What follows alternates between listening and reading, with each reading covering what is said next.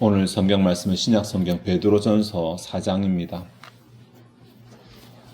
베드로전서 4장 봉독은 4절과 10절, 11절, 3절 봉독하도록 하겠습니다. 본문은 4절에서 7절까지, 11절까지인데 오늘 해당되는 부분만 제가 봉독하도록 하겠습니다. 만물이 마지막이 가까이 왔으니 그러므로 너희는 정신을 차리고 근신하여 기도하라. 10절 넘어가시면 각각 은사를 받은 대로 하나님의 여러 가지 은혜를 맡은 선한 청지기 같이 서로 봉사하라. 만일 누가 말하려면 하나님의 말씀을 하는 것 같이 하고 누가 봉사하려면 하나님이 공급하시는 힘으로 하는 것 같이 하라. 이는 범사에 예수 그리스도로 말미암아 하나님의 영광을 받으시게 하려 함이니 그에게 영광과 권능이 세세에 무궁하도록 있느니라. 아멘. 베드로전서는 몇 번 우리가 생각을 했으니까 베드로전서 개요는 안 해도 되겠죠. 오늘 내용이 많아서 오늘 본문이 7절부터 11절까지가 하나의 문단입니다. 7절에 보면 시작할 때 만물이 마지막이 가까이 왔으니 라는 문구로 시작을 합니다. 여기에 그냥 읽으면 그냥 종말이 되었으니 혹은 주님의 재림이 가까이 왔으니 이렇게 읽을 수도 있지만 여기 마지막이라고 번역한 이 단어의 뜻이 이제 시간이 끝을 말하는 것은 아닙니다. 정확하게 구분한다면 베드로전서에는 이 시간의 끝으로 사용된 단어가 따로 있습니다. 1장 5절과 12절에 말세라고 번역된 단어가 따로 있어요. 말세라고 번역된 이 단어야말로 시간의 끝, 혹은 끝 시간이란 말인데 오늘 본문의 마지막이라는 단어는 그 뜻은 아닙니다. 흔히 혼용돼 쓰고 있지만 엄밀하게 말하면 구분이 되는데 마지막 부분, 시간 부분을 가리키는 것은 맞지만 좀 이해를 돕기 쉽게 구분한다면 말세라고 번역된 단어는 달리기, 100m 달리기를 하면 결승선 직전의 상황을 말합니다. 진짜 마지막이죠. 결승선 직전이니까. 그런데 여기 마지막이라고 번역된 이 단어는 결승전을 통과하고 났을 상태를 말합니다. 조금 다르죠. 이 단어는 원래는 피벗, 그러니까 전환이라는 말이에요. 전환. 하나의 과정이 다 끝나고 새로운 과정이 시작될 때 쓰는 말이거든요. 근데 말세라는 단어는 하나의 과정이 안 끝났어요. 안 끝나고 끝나기 직전의 상황이라면 오늘 본문의 마지막이라는 단어는 이게 다 끝나고 상황이 변화된 새로운 상황, 전환된 상황을 말하는 것이니까 좀 다르죠. 근데 그냥 멀리서 바라보면 그 시기가 그 시기죠. 결승선 앞에 있거나 뒤에 있거나 어쨌든 그 시기가 그 시기지만 조금 정확하게 구분하면 좀 다르다. 이 말씀을 드리는 이유가 오늘 본문이 종말에 관해서 하는 말, 포괄적으로 말하면 그렇게도 볼 수 있지만 조금 더 세밀하게 정확하게 구분하면 종말이, 그러니까 주님이 재림하시기 전에 종말을 말하는 것이 아닐 수도 있으니까 또 여기 마지막이 가까이 왔으니라고 한글 번역했는데 가까이 왔다라는 말이 맞는지 이게 이미 왔다고 번역해야 되는데 왜냐면 완료거든요. 그러니까 이미 와 있는 상태입니다. 이렇게 되어 있으니까 다시 그러면 원래 이제 제가 아까 마지막이라는 단어 이제 그냥 실제로 쓸 때는 목표, 완성, 결과 이런 뜻으로 번역이 되거든요. 그러니까 하나의 과정이 끝났으니까 결과가 있는 거죠.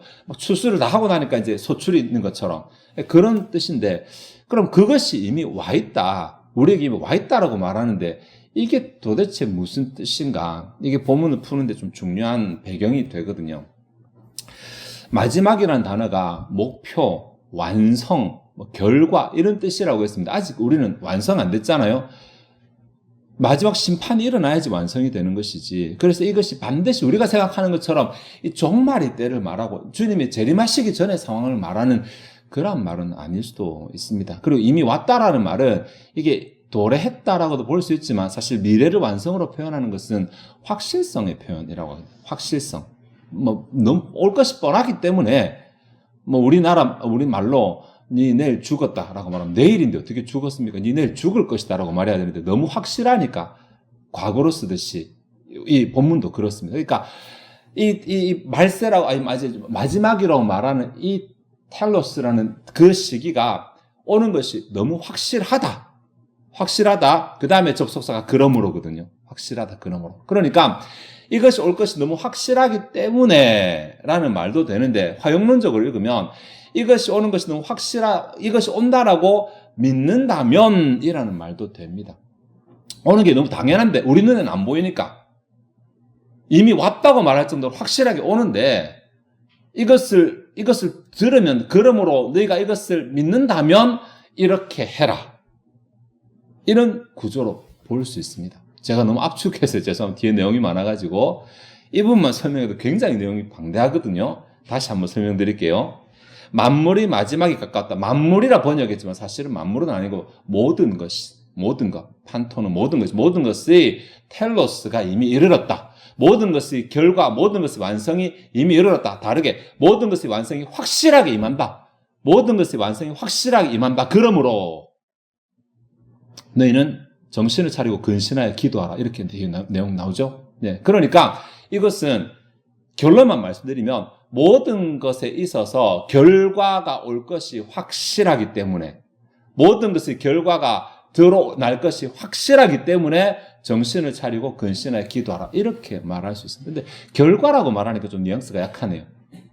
신앙적으로 본다면 모든 것에 있어서 하나님의 계획하신 그 결과가 나타날 것이 확실하기 때문에 이렇게 봐도 좋습니다. 그래서 이게 그냥 글자만 한글 성경을 딱 읽으면 그래 종말이 때니까 그냥 기도 열심히 하자 이렇게 볼 수 있잖아요. 정신을 차리고 근신하여 기도하라, 깨어 기도하라 같은 말이니까 그렇게 볼 수 있지만 뒤에 나오는 내용들이 또 그런 내용들이 아니거든요. 그 뒤에 나오는 내용들이 여기에 무엇보다 뜨겁게 사랑하라, 서로 대접하기를 원망없이 하고 각각 은사를 받은 대로 천하청지가 첨기라 말했는데 종말이 때가 되었으니까 기도 열심히 하라고 해놓고 이렇게 나오니까 이게 좀 이상합니다. 여러분들이 읽으실 때는 1번 기도 열심히 하라, 2번 사랑하라, 3번 대접하라 이렇게 보이지만 구문이 그렇지가 않습니다. 구문은 주절이 7절이고 8절, 9절, 10절은 7절의 부연절이고 11절은 10절의 부연절입니다. 가장 중요한 것은 7절이고 8절, 9절, 10절은 분사구거든요. 형용사나 분사구거든요. 그러니까 7절에 정신을 차리고 근신하여 기도하라라는 내용을 수식하는, 부연하는 내용들입니다. 근데 그러니까 1번 기도하라, 2번 사랑하라가 아니라 정신을 차리고 근신하여 기도하라라는 내용이 8절, 9절, 10절이니까 뭐가 안 맞잖아요. 그러니까 이제 종말 때가 임박했으니까 주님 재림하실 때가 됐으니까 이때 우리가 이때까지는 기도 안 했더라도 이제부터는 열심을 내면서 기도합시다. 이런 내용은 아닙니다. 그런 내용 아닙니다. 뭔가 하나님이 예비하셨던 것이 성취될 날이 이미 이제 반드시 오니까, 확실하게 오니까 하나님이 계획하시는 모든 것이 성취될 날이 확실히 임하니까 그러므로 정신을 차리고 근신하여 기도하라. 여기까지 해놓고 다음 정신을 차리고 근신하여 기도하라. 이 부분 생각해야 되는데 한글 성경으로 보면 우리 주동사라 그러죠. 명령이 뭐로 보이십니까? 기도하라로 보이잖아요. 그렇지 않습니다. 원래 보면 이 기도는 명사예요. 기도를 위해서, 전치사 써서 기도를 위해서. 그럼 주동사는 뭐냐면 정신을 차리고 근신하라입니다. 다시 번역해 볼까요? 7절에 만물이 마지막에 가까웠으니, 즉 모든 것에 있어서 하나님의 뜻이 드러날 것이 확실하기 때문에 그러므로 너희는 기도하기 위해서, 기도를 위해서 정신을 차리고 근신하라. 네. 그러니까 본문은 기도하라는 내용은 아닙니다. 기도하기 위해서 아니고 기도를 위해서, 복수거든요. 기도들을 위해서. 그러니까 기도드리니까 이것은 기도의 삶을 말한다고 해서 기도하는 생활, 기도의 삶을 살아가기 위해서, 혹은 기도의 삶이 영향력 있게 하기 위해서 뭘 해야 되는데요? 주님의 그 계획이 뜻하신 바가 드러나게 될 것이 임박했고 확실하기 때문에 우리가 기도의 생활을 위해서 뭔가를 해야 됩니다. 기도의 생활은 이미 하고 있는 거예요. 우리가 이미 하고 있는, 그 하고 있는 바를 위해서 무언가를 해야 되는, 그것이 8절과 9절과 10절입니다. 여기서 정신을 차리고 근신하라, 사전적으로 접근하면 답이 안 나옵니다. 정신을 차리고, 반대말은 미친다. 근신한 거 반대로 술 취한다. 그러니까 미치지 말고 술 취하지 말라. 이렇게 되니까 말이 안 맞잖아요. 온전한 정신으로 가라. 이거 아니라 그 내용이 8절과 9절과 10절과 관련되는 것입니다. 즉 8절과 9절과 10절을 행하는 데에 정신을 차려라. 좀 정신 차리고 8절과 9절과 10절을 행하라. 이렇게 됩니다. 그 행하는 내용이 8절에 서로 사랑하라. 주님께서 계획하신 것이 드러난다, 결과가 나타난다, 조금 좀 우리 신학적으로 말하면 주님의 주권을 인정한다면, 하나님이 주도하시고 하나님이 계획하신 바대로 된다는 사실을 인정하는 신자라면 서로 사랑하라. 하나님의 계획대로 된다는 사실을 인정하는 신자라면 서로 대접하라. 하나님의 계획하신 대로 나타난다는 것을 인정하는 신자라면 서로 봉사하라. 이렇게 되는 것입니다. 기도의 삶을 살아가면서. 왜 기도입니까? 왜 기도? 우리가 왜 기도하는데? 여기에 기도하는 이것이 하나님께 뭔가를 바라고 하나님께 뭔가를 기대하는 상황이거든요. 그러니까 모든 것이 하나님의 뜻대로 나타난다. 하나님의 계획하신 것이 성취된다라는 사실을 인정한다면 우리가 하나님께 뭔가를 받는, 이것도 하나님의 성취의 맥락이잖아요. 받는 상황 가운데서, 그 기도하는 상황 가운데서 이렇게 하면서 기도해라가 됩니다.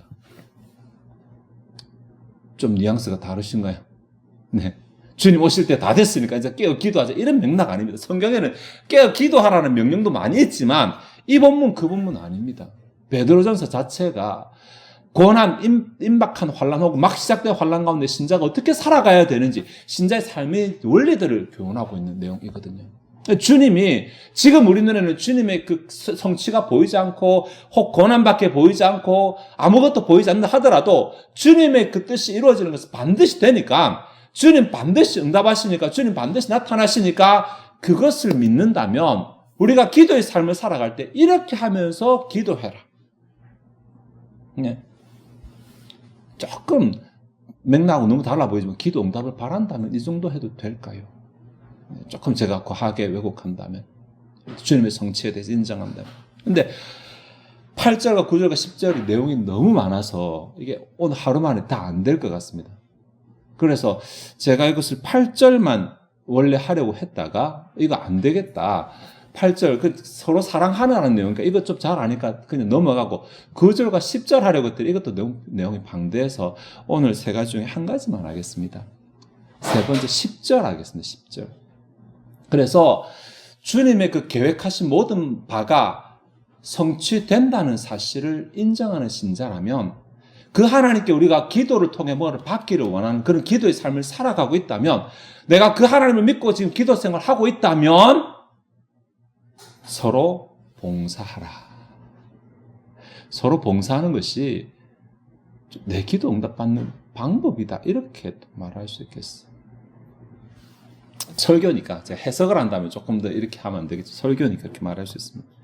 10절을 생각해야 되는데 11절에도 10절이 부연이거든요. 그래서 10절부터 보겠습니다. 각각 은사를 받은 대로 하나님이 여러 가지 은혜를 맡은 선한 청지기 같이 서로 봉사하라. 8절, 9절, 10절에 보면 다 서로라는 단어가 있습니다. 누구는 하는 사람, 누구는 받는 사람 없습니다. 모두가 다 해야 되는 사람. 모두가 다 할 때 모두가 다 받는 사람 되니까 이게, 그러니까 누구는 하는 사람이고 누구는 받는 사람이 아니라 이런 경우에는 어떤 경우에는 하는 경우, 어떤 경우에는 받는 경우 이렇게 구분합니다. 내가 오늘은 섬기는 사람이지만 내일은 섬김을 받는 자리에 있을 수 있고, 오늘은 내가 사랑을 하는 위치지만 내일은 사랑을 받는 위치에 있을 수 있고, 그러니까 내가 사랑을 하는 위치에 있을 때는 이렇게 하라 라는 그런 내용으로 볼 수 있는 것입니다. 여기에 10절 각각 은사를 받은 대로 하나님이 여러 가지 은혜를 맡은 선한 청지기 같이 서로 봉사하라. 여기 봉사하라 라는 단어가 이게 이제 사실은 그 디아코네오라는 단어인데, 이 어원이 본래 파생되는 원래 기본형이 디아코노스라는 단어고, 이것은 디컨이죠. 집사, 영어로 집사의 어원이 되는 단어. 이 여기서 집사가 왔어요. 집사. 그러니까 집사는 봉사하는 자죠. 엄밀히 말하면 봉사하는 자가 아니라 집사의 직을 하라 이 말인데, 여기서는. 근데 이게 디아코노스라는, 제가 원어서 죄송합니다. 디아코노스라는 단어가 어디서 왔는지 여기에 따라서 다 두 가지 정도 의견이 있습니다. 이게 뭐 생각하는 게 재밌었어요. 말씀드리는데, 디아코노스, 디아라는 단어가 이렇게 뭐를 샥 가로질러 지나가는 그런 전치사거든요. 뭐를 통과해서 지나가는. 다음에 코노스가 코니스에서 온 이 코니스가 먼지라는 말입니다. 그래서 이거 먼지가 나게 달려가는 이런 모습입니다. 재밌죠? 이 봉사한다라는 단어가 먼지가 나게 달려가는. 주인은 어제 앉아서 말만 합니다. 그러면 종은 밑에서 발에 먼지가 나도록, 그 다니는 게 먼지가 나도록 즉각 시행한다. 이곳에서 왔다고 해석하시는 분이 있어요. 너무너무 확실하잖아요. 그거 아니다. 디아코에서 왔다라고 해석하시면 원어는 다 까먹으셔야 됩니다. 디아코는 뭐냐면 심부름을 한다라는 심부름. 이게 더 훨씬 사실은 가능성이 있죠. 심부름한다. 그러니까 이게 앞에 단어든 뒤에 단어든 결론적으로 말하면 자기 생각대로 하는 게 아니라는 거죠. 이 사람들은. 자기 뜻대로 하는 게 아니에요. 네. 그러니까 누군가의 뜻을 대신 행동하는 사람이죠. 누군가의 뜻을. 그것도 그 사람 아래서 누군가의 뜻을 대신 행동하는 사람. 교회 집사는 하나님의 뜻을 대신 행동하는 사람이에요. 내가 집사인데 내 마음대로, 내 뜻대로, 내 판단대로 하면 집사 아닙니다. 네. 하나님 앞에 직사의 직분을 받았으면 그때는 하나님의 뜻대로 해야 됩니다. 주님 대신 해야 됩니다. 주님이 이렇게 하셨을 것이다 라고 하는 것으로 해야 하는 것입니다. 근데 여기에 우리가 이렇게 봉사하는데 봉사하는 자세 혹은 봉사의 질서를 두 가지로 나누는데 하나는 은사라는 단어를 쓰고 하나는 은혜라는 단어를 쓰잖아요. 본문에 보시죠. 10절에. 그래서 이 두 가지 봉사할 때 우리가 어떤 기준으로 할 것인가를 짧게 생각해 보겠습니다. 각각 은사를 받은 대로 서로 봉사하라고 하면 각각 은사를 받은 대로 은사라는 이 단어가 은혜하고 어원은 같습니다. 사실 은혜에서 나왔으니까 카리스마 우리 카리스마 있다 할 때 그 카리스마거든요. 카리스마고 은혜는 카리스니까 같은 말입니다. 액센트만 다를 뿐이고. 그런데 성경에서 이 용례들을 쭉 조사해 보니까 로마서에 딱 한 구절 빼고는 두 개가 조금 구분이 됩니다. 이게 제가 말씀드린 은혜는 그냥 받아서 내가 누리는 수혜자와 수여자가 동일합니다. 내가 받고 내가 누리는 것을 은혜라고 번역을 하고 은사는 수혜자와 수여자가 구분됩니다. 수신자, 수여자는 주는 자잖아요. 받은 자를 뭐라 그러죠, 그러면? 네? 받는 거는 내가 받지만, 누리는 것은 남이 누립니다. 이렇게 하면 좀 구분이 될까요? 네. 은혜는 내가 받아서 내가 누리는 것이고, 은사는 내가 받아서 남이 누리는 것이고. 이때 말하는 남은 교회를 말하고, 그 안에 나도 포함이 됩니다. 이런 맥락에서는 은사, 은혜가 교차점을 가지게 되는데 그런데 내가 은사를 받는다라고 하면 내가 받아서 가만히 있는 것이고 내가 받아서 막 자랑하는 것이 아니라 뭔가를 섬기라고 주시는 게 은사입니다. 뭔가를 섬기라고. 근데 은사라는 단어 우리가 고린도서 12장을 잘못 오해해서 막 신령한 것을 은사라고 착각하거든요. 고린도서 12장은 은사를 말 안 하고 신령한 것을 말해요. 프뉴마티코스는 영에 속한 것을 말하는 것이고 근데 그냥 은사 카리스마라는 단어는 그냥 내가 하나님께 받아서 뭔가 다른 사람을 섬기기 위해서 받은 그런 재능을 말합니다. 그 태어나서 지금까지 숨쉬며 살아가는 모든 게 능력, 가능성이잖아요. 가능성. 재능이란 말 제가 취소합니다. 가능성. 그러니까 내가 뭔가 할 수 있는 모든 게 가능성이에요. 내가 움직이는 것 가능성이고 내가 뭐 하는 것 가능성이고 생각하는 것 다 가능. 이 모든 것들을 사실은 카리스마라고 합니다. 은사. 선천적으로 받아서 온 것도 은사가 될 수 있어요. 남보다 목소리 좋은 사람, 남보다 손재주가 좋은 사람, 남보다 머리가 좋은 사람이 있으니까 다 은사죠. 근데 또 후천적으로도 받을 수 있어요, 은사는. 내가 하는 게 필요하면. 왜냐하면 은사라는 맥락 자체가 뭔가를 하기 위해 주신 것이기 때문에. 우리가 태어날 때 받은 게 뭔데? 하나님의 사명을 감당하기 위해 주신 거잖아요. 우리 하나님의 사명을 받은 사람들이고 이 사명을 감당하기 위해 하나님께 필요한 것들을 주신 거예요. 그 능력, 가능성을 우리가 먹고 살면서 일하고 이렇게 하게 되는 것입니다. 그러니까 만약에 하다가 새로운 일 하는데 부족하다 그러면 그 순간에 구하면 되는 것입니다. 모든 사도도 그래서 다 받은 거죠. 그래서 그것이 필요한 시기에. 이렇게 하나님의 은사를 받은 대로인데 각각 하나님 은사를 받은 대로라고 하니까 받은 것과 같이 이렇게 되거든요. 그러니까 내가 하나님의 은사를 받아서 봉사해야 된다. 혹은 하나님께 설악하신 은사를 가지고 봉사해야 된다. 조금 다르게 말하면 내가 가지고 있는 가능성은 다 남을 봉사할 수 있는 가능성이다. 은사가 없는 사람은 죽은 사람밖에 없어요. 내가 살아있다면 은사를 가지고 있는 사람입니다. 내가 살아있다면 사명이 끝나지 않은 사람. 똑같은 말이에요. 여러분들. 사명하면 부담스럽지만 근데 이게 뭐 대단한 사명 생각하니까 부담스럽잖아요. 뭐 선교사로 가야 된단 말이냐? 신학해서 목사해야 된다. 그런 말 아닙니다. 하나님을 기쁘시게 하고 우리 교회 안에서 지체들을 섬기는 모든 것들이 다 사명입니다. 네. 그럼 내가 예수 믿어 손해보네. 절대 그렇지 않습니다. 왜입니까? 내가 다른 사람을 섬기는 것은 하나님을 섬기는 것이고 하나님이 갚아주시니까. 따지고 보면 그것이 내가 손해보는 것이 아니라 오히려 내가 내 것을 불릴 수 있는 방법이기도 하고 천국에 내 상급이 쌓이는 방법이기도 한 것입니다. 봉사가 없으면 정말 비참합니다. 봉사가 없어요. 내가 하나님께 잘 보일 방법이 없어요. 내가 하나님께 받을 방법이 없어요.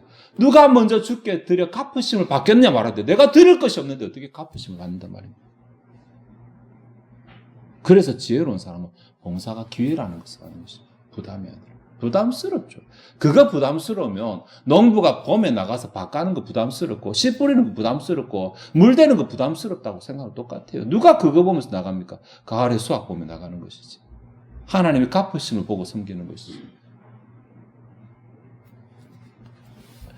자, 그리고 하나님의 여러 가지 은혜를 맡은 선한 청지기 같이 봉사하라고 말하는데 은혜를 받은 청지기라고 안 합니다. 은혜를 맡은 청지기라고 하죠. 그러니까 내가 받아 누린 은혜 말하는 거 아닙니다, 이거. 여기 말한 은혜가 기쁘다, 감사하다 이런 맥락이 아니라 하나님의 기쁜 뜻을 수종드는 청지기 같이.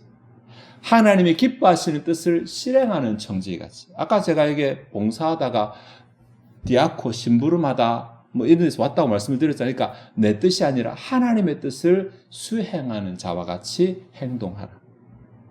봉사하라. 이렇게 말하고 있습니다. 누가복음 12장 42절에 주께서 이르시되 지혜 있고 진실한 청지기가 되어 주인에게 그 집 종들을 맡아 때를 따라 양식을 나눠 줄 자가 누구냐. 여기 이 말은 누가 이런 청지기 될래? 이런 말 아니고 이렇게 종들이 많은데 이 종들 가운데 내 뜻에 부합하게 섬길 자가 누구냐라는 말입니다. 네. 그러니까 종들 가운데 자기가 종이라는 사실을 까먹고 자기가 주인처럼 행세하는 종이 있고 주인처럼 다음 자기가 종이라는 사실을 알고 주님의 뜻을 행하는 종이 있고 이렇게 구분이 되는 것입니다. 사명자들이 내가 주님의 사명을 받은 자인데 주님 잘 모르겠다. 내 하고 싶은 대로는 사명자가 있고 내 뜻이고 주님의 뜻이지 이렇게 하는 사명자가 있고 주님의 뜻이 뭐지? 이 순간에 뭐라 어떻게 해야 되지? 라고 생각하면서 행하는 사명자가 이렇게 구분된다는 것입니다. 네. 나중에 목사만 뭐 종의 책임을 지고 뭐 선교사만 종의 책임 그렇지 않습니다. 전부 다 이것을 앞에 서게 됩니다. 달란트 받은 자이기 때문에 그렇습니다. 11절 보시면 10절의 부연이거든요. 10절에서 이렇게 봉사하라라고 말했는데 봉사의 상황을 두 가지로 나눕니다. 하나는 말하는 상황이고 다르는 행하는 상황입니다. 그래서 만일 누가 말하려면 만일 누가 행하려면인데 여기 만일이라는 단어가 실제로 일어날 수 있는 상황을 가정하는 용법이거든요. 그러니까 일어날 수 없는 가상의 상황이 아니라 일어날 수 있는 상황을 가정하기 때문에 흔히 이렇게 하게 될 때에라고도 번역할 수 있습니다. 누가 말하게 될 때에 언제든지 일어날 수 있는 상황이니까 모두에게 일어날 수 있는 상황인데 그리고 여기에 말한다라고 말하는데 이게 말하는 것은 그냥 입을 열어 말하는 모든 상황을 말하는 것이 아니라 지금 봉사라는 문맥 가운데 말이잖아요. 그러니까 봉사의 말을 하게 될 때에 뒤에 봉사의 행동을 하게 될 때 이렇게 구분됩니다. 봉사의 말이 뭔데요? 주의 몸된 교회란 주의 몸된 지체를 섬기는 말을 하는 것인데 교회 안에서 섬김과 관련된 말들, 설교, 교육, 신방, 상담, 친교, 교인들을 대상으로 하는 이런 말들입니다. 다른 지체를 대상으로 하는 이런 말들, 사적인 말 아니라 교인이기 때문에 교회이기 때문에 이럴 때 하는 말들을 할 때는 하나님의 말씀을 하는 것 같이 하라. 이게 이제 해석이 좀 어렵죠. 하나님의 말씀을 하는 것 같이 하라니까 설교를 하라는 말인가? 언뜻 생각해. 이게 성경 구절을 들이밀으란 말인가? 그렇지 않습니다. 여기에 하나님의 말씀들을 하는 것 같이 하라라는 이 말은 직역하면 하나님의 말씀들과 같이 하나님의 말씀들처럼 말씀을 하라는 것이 아니라 말씀들처럼 하라는 말이니까 말씀에 부합되도록 하라. 이렇게 읽으면 되겠습니다. 하나님의 말씀에 부합되도록. 내가 만약에 누군가에게 말로 권면하고 말로 또 위로하고 말로 설교하고 말로 교육하고 할 때는 하나님의 말씀에 부합되도록 하라. 이게 맥락에서 벗어나지 않잖아요. 지금 종이 주인의 뜻대로 하는 것이나 하나님 눈치 보고 하는 것이나 다 그 맥락입니다. 다른 말 하는 것이 아니라. 네, 그래서 내가 하고 싶은 말 하면 안 되고 내 감정에 차서 말하면 안 되고 주님이라면 뭐라고 말씀하셨을까? 하나님은 어떻게 말씀하셨을까 따져서 그렇게 말하라. 이런 말 되겠습니다. 두 번째로 행동으로 섬기는 상황은 누가 봉사하려면 하나님이 공급하시는 힘으로 하는 것 같이 하라. 이것도 말의 경우처럼 지금 만약에 봉사하고 있는 상황이라면 읽을 수 있고 하나님이 공급하시는 힘으로라고 말하는데 이게 이제 공급하시는 현재거든요. 하나님이 계속 공급하시고 있는 진행인데 이게 번역이 잘 안 되네요. 그러니까 하나님은 지금도 계속 내가 할 때마다 지금 내 힘으로 하는 것이 아니라 하나님 주신 힘으로, 하나님 주시는 힘으로, 하나님 주실 힘으로 한다. 이렇게 생각하는 것입니다. 이미 하나님이 내게 주신 힘이 있어요. 내가 태어날 때부터 가지고 태어난 것도 있고 후천적으로도 하나님이 내게 주셔서 주신 힘이 있고 다음에 지금도 하나님이 내가 봉사할 때마다 공급하시는 힘이 있고 내가 부족하면 하나님이 공급하실 힘이 있어요. 그러니까 이 모든 것을 통틀어서 하나님께서 주시는 것으로 내가 섬긴다 라는 생각으로 섬겨라 이렇게 말하는 것입니다. 그런 생각을 가지고 있어야지 필요하면 또 구할 수가 있죠. 처음부터 내 것이 아니니까. 아니면 하다가 내 것 다 바닥나면 지쳐버리잖아요. 내 것이라 생각하고 하니까. 네. 하나님은 계속 공급하십니다. 그래서 가끔씩 이제 막 간증 이런 거 들으면 내가 없었는데 봉사하다 보니까 점점 많아지더라. 그런 간증 들으셨는지 모르겠어요. 원래 없었는데 자꾸 내가 하다 보니까 하나님 더 풍성하게 채워주시더라. 뭐냐면 일 더 하라고. 일한다는데 하나님께서 공급해 주잖아요. 그럼 우리는 생각은 없어서 못하겠다. 주시면 하죠. 주시면 하겠습니다. 이렇게 생각을 한다는 것이죠. 네. 하나님이 공급하고 계신다. 이때까지 주신 것으로 하는 것이 아니라 하나님은 지금도 공급하고 계시고 앞으로 공급하실 것이라는 사실을 인정하면서 봉사하라. 이렇게 됩니다. 여기까지 정리해 보도록 하겠습니다.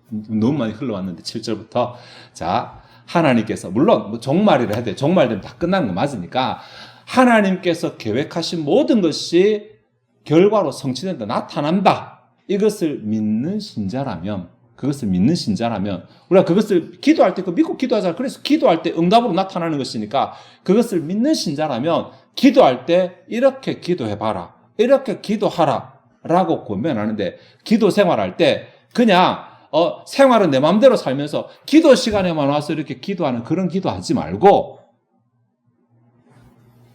내가 죄도 짓지 않고 악도 행하지 않지만 또 특별하게 선도 행하지 않은 이런 상태에서 와서 기도하지 말고 내가 기도의 생활을 한다면 진짜 내가 정신 차리고 근신해야 될 영역이 있다. 이 기도 생활을 뒷받침하기 위해서 내 기도를 위해서 뒷받침하는 영역이 그게 뭐냐면 서로 사랑하는 것이고 서로 대접하는 것이고 서로 봉사하는 것이다.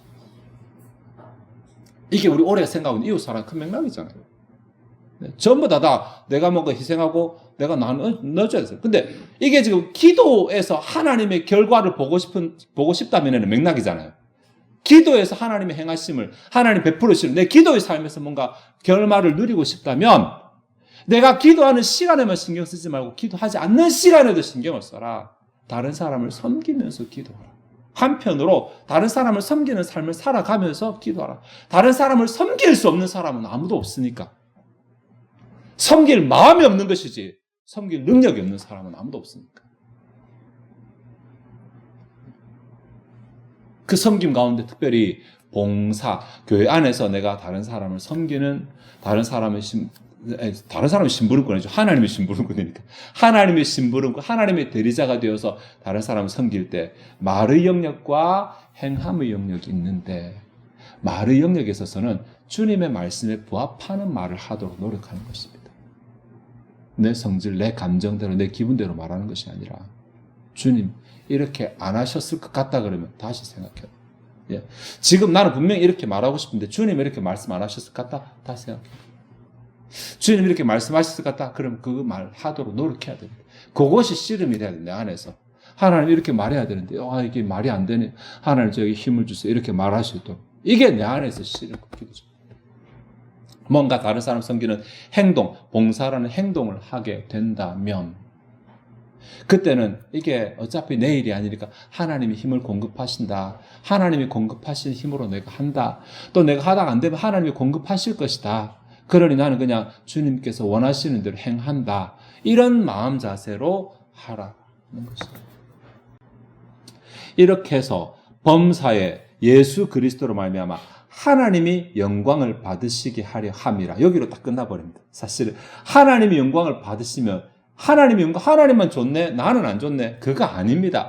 하나님이 나를 연락하셔야지 그 다음에 내 기도에 대한 뭔가 응답이 나타나요. 성경에는 하나님이 기도를 받으셨다라는 말, 내 기도를 들으셨다는 말, 연락하셨다는 말이 똑같이 한 가지입니다. 한 가지. 같은 말이. 내가 그렇게 기도하는 게 하나님이 들으신다는 말이나 하나님이 영광을 받으신다면 하나님 연락하신다면 같은 말입니다. 그러니 하나님이 그것을 영광받, 내 행동을 통해서 내가 드러나면 하나님 욕먹일 수 있고 내 이름 높아질 수도 있지만 내가 주님의 이름을 내세워 말도 하고 행동하게 되면 주님만 드러나게 될 것이잖아요. 그렇게 됐을 때 하나님이 영광 받으시게, 하나님 나로 인해서 기뻐하시게 되고 하나님 나에게 대해서 그래 내가 너를 영광 받았어 나도 너에게 기쁨을 주겠다라고 했을 때 우리에게 기도 응답이 주어지게 되는 것이죠. 우리 기도 안 하는 사람 없으시잖아요. 기도 다 하시잖아요. 마음에 소원 없는 사람 안 계시잖아요. 그 한 번에 기도가 아니고 꾸준하게 기도하는 제목 다 있으시잖아요. 자, 기도하실 때 이웃 사랑하고 같이 봅시다. 이제는 내가 기도하는 것이 내 마음대로 살면서 삶은 내 것이고 기도 시간에만 내가 기도하면 되지. 여러분 죄송합니다. 하나님 그런 기도 안 들으실 수 있습니다. 네. 나 다른 사람한테 착한 일은 안 해도 그래 내가 남한테 해는 안 끼치는데 이렇게 생각하시는 사람 죄송하지만 그것도 조금 불안합니다. 성경 확실하게 말하고 있어요. 네. 기도를 위해서 정신 차리고 근신하라. 너의 기도 생활을 위해서 삶에 있어서 정신 차리고 근신하라. 이런 삶을 살아가면서 기도하라. 봉사의 삶 가운데서 매주마다 봉사의 교회는 늘렸으니까 다가가서 말 한마디 하는 것부터가 봉사거든요. 여러분들. 인사하는 것부터 봉사합니다. 주의 이름으로. 나는 인사 안 하고 싶은데 주님은 인사하셨겠지? 인사하시지 않으셨을까요? 주님이 쌩 하고 지나가지 않으셨을 것 같은데 저를 보시면. 그래서 내가 주님의 대리자가 되어서 인사하는 것에서 그 사람 필요에 관심 가지는 것에서 그 사람을 해하는 것에서 모든 것이 봉사예요. 모든 것이. 다르게 말할까 모든 것이 내 기도 응답의 기회이고 모든 것이 내가 복받을 수 있는 기회에 널려 있습니다. 안 해서 그렇지 못 봐서 그렇지.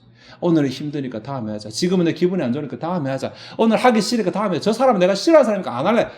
이렇게 핑계대는 거 그것이 주님의 뜻일까요? 사단의 뜻일까요? 내 기도 생활 하나님께서 온전하도록 하기 위해서 내가 섬길 수 있는 기회를 잘 포착하시고 섬길 수 있는 기회를 놓치지 않고 그 기회를 섬김으로 하나님께 영광을 돌려드리는 사람. 내 기도 생활에 하나님이 허락하시는 만족을 누리는 저와 여러분 되시기를 바랍니다. 기도하시겠습니다. 하나님 오늘 마지막 시대를 살아가는 신자 혹은 하나님의 뜻이 이루어진다라고 생각하는 신자가 기도의 삶에 있어서 무엇을 생각해야 되는지 교훈해 주셨습니다. 특별히 그 가운데서 봉사의 삶에 대해서 서로 봉사하는 삶에 대해서 우리에게 교훈해 주셨고 그 교훈을 우리가 받았습니다. 하나님이시여 봉사하는 것이 귀찮습니다. 때로는 하고 싶지만 마음에 걸리는 게 많아서 할 수 없습니다. 하나님 우리가 주님 앞에서 섬기는 자 혹은 봉사하는 자로 부르심 받았는데 하나님을 기쁘시게 하고 하나님께 영광을 돌리는 자로 부르심을 받았는데 자주 내가 주인인 것처럼 착각을 하고 하나님과 내 삶은 별개라고 생각을 하고 내 삶은 내 마음대로 살아도 된다고 착각을 하며 살아갑니다. 하나님 그렇게 살아가는 자가 하나님께 기대하는 것이 없다면 별 상관없겠지만 우리 삶에서 하나님께 기대하는 것이 있다면 하나님께 받기를 바라는 것이 있다면 우리의 삶 가운데 기도의 생활이 있다면 나 자신을 돌아보며 정신을 차려야 되고 나 자신에 근신해야 된다고 교훈해 주고 계시는 것을 듣게 하여 주옵소서. 내 삶이 사랑하며 대접하며 봉사하는 삶을 그것도 주님의 은혜를 위해서 그것도 주님 허락하신 은사를 가지고 살아가고 있는지 그렇게 생각하며 살아가고 있는지 그렇게 건강하게 기도 생활의 삶을 살아가고 있는지 점검하게 하시고 부족한 게 있다면 하나라도 한치라도 고치는 오늘이 되게 하여 주시옵소서. 우리의 삶이 주님의 능력을 갈망합니다. 이 시대에 주님의 능력이 필요하지 않은 자 없을 것입니다. 하나님 받아 누리기 위해서 우리의 삶을 돌아보는 지혜를 허락하여 주시고 주님께서 깨닫게 하셨을 때 뭐라도 버둥거리고 하려고 노력하는 우리들 되게 하여 주시옵소서. 이 시간 주 앞에 준비된 예물을 드리고자 합니다. 우리의 마음이 즐거이 하나님을 헌신하게 하옵소서. 감사드리며 예수 그리스도 이름으로 기도하옵나이다. 아멘.